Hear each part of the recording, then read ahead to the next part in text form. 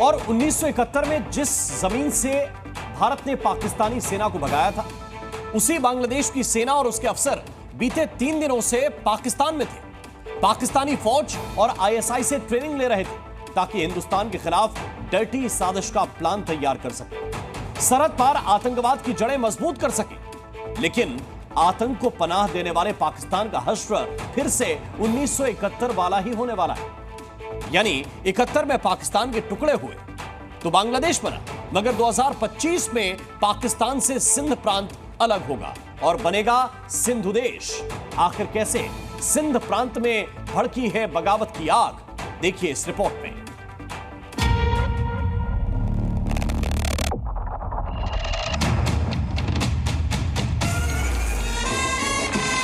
सलामी दी, बैंड बजवाए, पूरे तामझाम के साथ गार्ड ऑफ ऑनर दिया। बस 21 तोपें नहीं चलाई, क्योंकि अभी तो खुद पाकिस्तान पाई पाई को मोहताज है।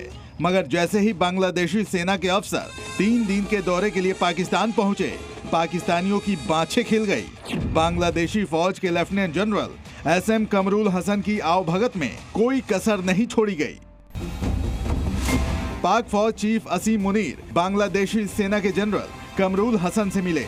काफी देर तक दोनों के बीच बातचीत हुई और इसके बाद बांग्लादेशी फौज का डेलीगेशन रावलपिंडी में मौजूद पाकिस्तानी वायुसेना के हेडक्वार्टर पहुंचा। यहां पर बांग्लादेशी सेना के डेलीगेशन को खास तरह की ट्रेनिंग दी गई। जानते हैं इस पूरी कवायद के पीछे का मकसद क्या है? हिंदुस्तान के खिलाफ घुसपैठ वाली साजिश का ब्लूप्रिंट तैयार करना, क्योंकि बांग्लादेशी फौज को ट्रेनिंग पाकिस्तान की वायुसेना या फिर आर्मी ने नहीं, बल्कि पाकिस्तान की बदनाम खुफिया एजेंसी आईएसआई ने दी है। बांग्लादेशी सेना के जवानों को ड्रोन तकनीक सिखाई गई, इलेक्ट्रॉनिक वॉरफेयर सिस्टम से जुड़ी जानकारी दी गई, बॉर्डर पर लॉन्च पैड और बंकरों को बनाना सिखाया गया, घुसपैठ में इस्तेमाल होने वाले उपकरणों के बारे में बताया गया।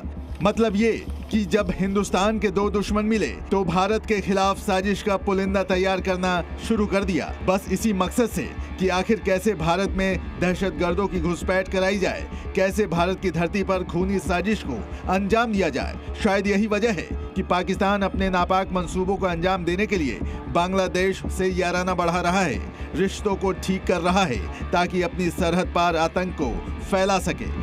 Pakistan remains the exception in our neighborhood in view of its support for cross-border terrorism.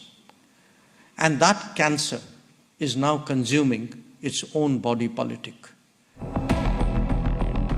एक तरफ पाकिस्तानी फौज और आईएसआई बांग्लादेशी सेना को भारत के खिलाफ साजिश रचने के लिए तैयार कर रहे हैं, आतंकवाद जैसे कैंसर को फैलाने के लिए बांग्लादेश को मोहरा बना रहे हैं, तो वहीं दूसरी तरफ पाकिस्तान खुद टूटने के कगार पर है और इसकी वजह है पाकिस्तान के सिंध प्रांत में भड़की विद्रोह की मांग।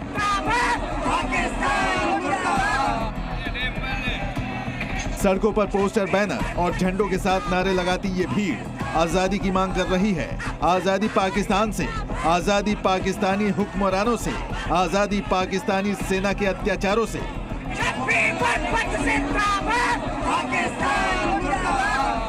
पाकिस्तान के सिंध प्रांत में मौजूद सन इलाके में जेएसएमएम ने विशाल रैली का आयोजन किया, जिसमें हजारों की तादाद में लोग शामिल हुए।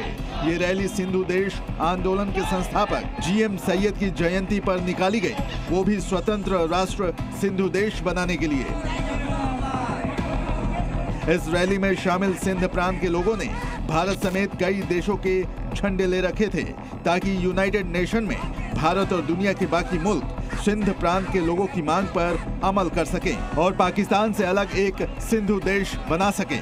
दरअसल पाकिस्तान का सिंध प्रांत और वहां रहने वाले लोग कई दशकों से सिंधु देश बनाने की मांग कर रहे हैं, क्योंकि पाकिस्तानी सरकार सिंध के लोगों पर अत्याचार करती है, उन्हें हिकारत की नजर से देखती है। लेकिन गौर करने वाली बात यह है कि पाकिस्तान के सिंध प्रांत में पीपीपी यानी पाकिस्तान पीपुल्स पार्टी का दबदबा है। सिंध प्रांत का सीएम भी पाकिस्तान पीपुल्स पार्टी का है और पाकिस्तान पीपुल्स पार्टी जिसकी अगुवाई बिलावल भुट्टो कर रहे हैं, वो खुद शहबाज सरकार में शामिल हैं। ऐसे में सवाल खड़ा होता है कि सिंध प्रांत में बगावत क्यों छिड़ी है, क्यों सिंधु देश की मांग की जा रही है। तो आपको बता दें कि जिस वक्त पाकिस्तान में इमरान की सरकार थी, उस दौरान खुद बिलावल भुट्टो ने पाक सरकार को चेतावनी दी थी कि अगर अत्याचार कम नहीं हुआ तो कल सिंधु देश बनेगा। शायद आज की तारीख में यही हो रहा है। 71 में बांग्लादेश बना और 2025 में पाकिस्तान फिर टुकड़ों में बटेगा, खंड खंड होगा और जो नया हिस्सा बनेगा वो सिंधु देश होगा। यानी बांग्लादेश से रिश्ते बढ़ाने के चक्कर में पाकिस्तान ये भूल गया है कि अगर उसने भारत के खिलाफ यूं ही साजिश जारी रखी तो कल सिंधु देश बनेगा, फिर पश्तून और बलूचिस्तान पाकिस्तान से अलग होगा और पीओके तो भारत का हिस्सा है ही, जिसे आज नहीं तो कल भारत हासिल करेगा। ब्यूरो रिपोर्ट, जी मीडिया।